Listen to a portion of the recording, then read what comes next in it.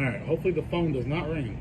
Happy Spookies, everybody. I hope you're all doing well, having a most excellent day. And today it is Found Footage Friday. That's right. We're going to go ahead and talk about a 2022 found footage horror movie called Chess.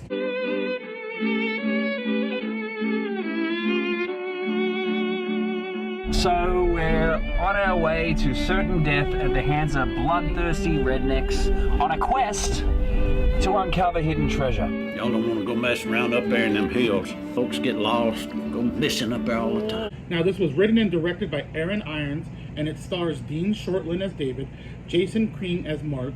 We have Jeff Croft as Jeff Granger, Ted Welch as Yancey, Marissa Kay as Stephanie, Sarah Van Arsdal as Izzy. I am so sorry if I said that last name wrong. And really quick, the synopsis is: when filming a documentary series about the Appalachian folklore and mythology, a crew of amateur filmmakers uncovered the legend of a mysterious box hidden away deep in the Appalachian Mountains of East Tennessee, in an area known as Jeffrey's Hell. As the mystery unfolds, they soon discover that some secrets are best locked away and forgotten. Now, what's interesting about this film is it's actually all based off actual events, a lot of folklore and mythology all around East Tennessee. If you go to the website of the movie, which I will leave a link for, he actually goes into detail about all the different folklore that he based this movie on. The movie's called Chess, and it's obviously about a sort of chess, but there's a folklore about that and what that's going on, which is like the main drive of the movie. And then there's little bits and pieces that are also thrown in there. The chess is located in a cave in an area called Jeffrey's Hell. That's an actual folklore. And then we'll get into some of that in just a second. Now, I actually got to see this last year for a screener, and I'll be honest, I kind of just brushed it off. I don't know. It's one of these movies that for some reason I just brushed it off, and I revisited it because it recently got released on Tubi. You can stream it for free right now. And I said, okay, I remember watching this one. I got that screener, and I remember liking it, but just I don't recall too much about it. So I popped it in, and after watching it that second time, I was like, you know what? I'm gonna go ahead and do a review for this. I think I was gonna initially do a review back then, but it wasn't released, and I'd just rather do reviews for movies that are like already released. That way you can just go watch it and just come back and check out this video. Y'all ever watch a movie where y'all ever like watch a movie, you just brush it off and then you revisit it, I don't know, a year later or 2 years later, something like that, only to enjoy a lot more? Well, this is the case with this one, because I actually really enjoyed this one a lot more, and I watched it about like 2 or 3 more times, maybe even 4 times, just to prepare for this review. The acting in this movie was great for me. There's a lot of characters in this movie, but a few stand out. We have Jeff Granger, he's the person they go interview.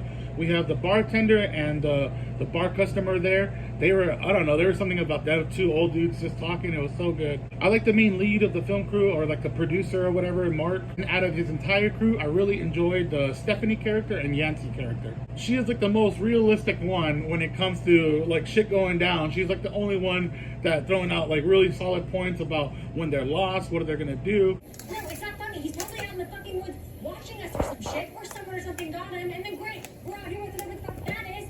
Also, Mark, where is this cave? How far is it? What side of the river is it on? These are details we kind of need to know in this situation. You are freaking out. And she does go a little overboard, but I really enjoyed her character. I don't know, she was solid. There's a part in the movie where she like discovers somebody hiding in a room, and the way she freaks out is so funny when they get back to the car. I really enjoyed the Jeff Granger character. He's the person they interview. He just has a way, like maybe his accent or something. He's got like the really like Tennessee accent, but I don't know, just a southern accent. What are you gonna do if you find it? I don't know. You haven't really thought that far ahead. You might want to think about that. You might open it up and let the devil out. I just really enjoyed listening to this dude talk about his family and stuff like that. He tells us a version about what happened with his family and like why his family is known around the area. And then later on, they go to a bar and they come across the bartender and a customer sitting there. That part was probably one of my favorite parts. I don't know why. It's such a chill little scene. Not a lot happens. They're just getting information. But here we actually get a lot of information about the Granger family, what really happened. And it's right here where there's like a little tone shift and like, okay, what's going on? Like now things are starting to get a little more mysterious with the story. The movie was shot really well. There's a couple scenes that really stick out, but I think the one scene that sticks out the most is it's probably what drew me into the movie. It's in the trailer.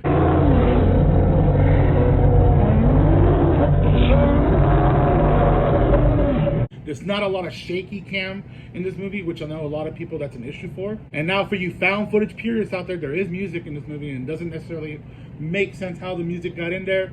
So I know a lot of people, for them, that throws them off. For me, if the music is used right, which I feel like it doesn't bother me too much in some movies, and I think this one utilized it well. Also, when you go on the website and you start reading the stuff about the folklore, and if you rewatch the movie, it's a lot more interesting this time around, because you know all these little things they talk about. For instance,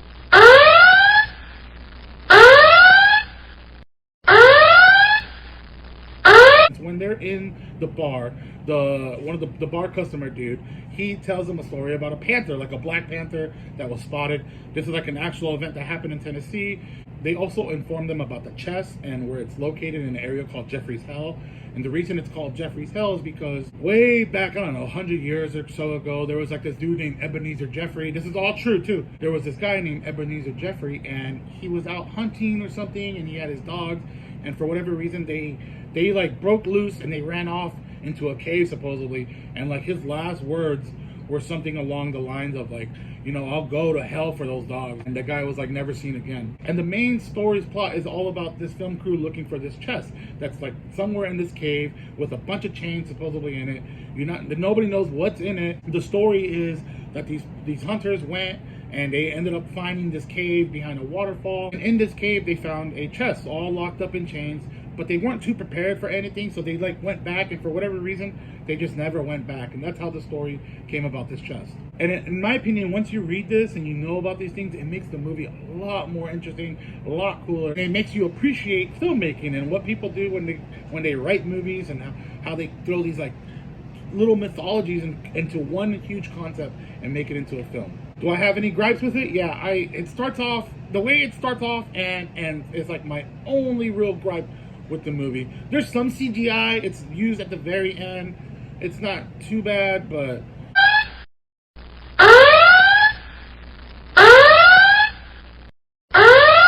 so the way it starts off, it's with these two cops, and they're like talking, shooting the shit about the, you know, be thankful it's a slow night. And they respond to a call about something, and they come across Mark. We don't know it's really Mark at the time, but it's Mark, and he just looks all tore up. He's got like this huge sack on his back, not sure what's in it, and the cops end up arresting this dude. Then the movie kicks off, and you kind of forget about what's going on right there. Like literally, I forgot all about that until the very end of the movie. At the very beginning of the movie, you have, you know, text cards letting you know these filmmakers went lost, and 3 years ago their footage was found. This is it, you know, yada yada yada. Your typical found footage shit. So they follow up with that at the end and resolve it. They try to wrap it up. You have Mark, he's in handcuffs and he's being held for questioning because everybody went missing. He's the only person alive. And they did a bunch of like DNA tests with the sack they had, which were like body parts in there. And it was body parts of the people that we see throughout the movie that he was with. The ending is pretty crazy too, when he kind of like snaps and you see what happens. But they want to know, bro, where have you been for the last few years? What the fuck happens? And it's here where I feel like the movie really just, it would have been better if you would have just ended it where it ended with like Stephanie's death, which was pretty freaking brutal. You don't get to see it, but just the implication is gnarly. But they try to wrap it up with these detectives and holding them questioning. I highly recommend checking out the website and just reading up on all the folklore and stuff revolving around this movie. Really quick, the bartender was played by Henry Haggett. The customer there was Jackson Pyle. The two detectives was played by Steve Wadon and Tomiko Robinson Steele. Definitely check out this movie. It's worth watching in my opinion, and I would love to see everybody's reaction to some of these characters. With that being said, let me know what you thought in the comments. Happy Spookies.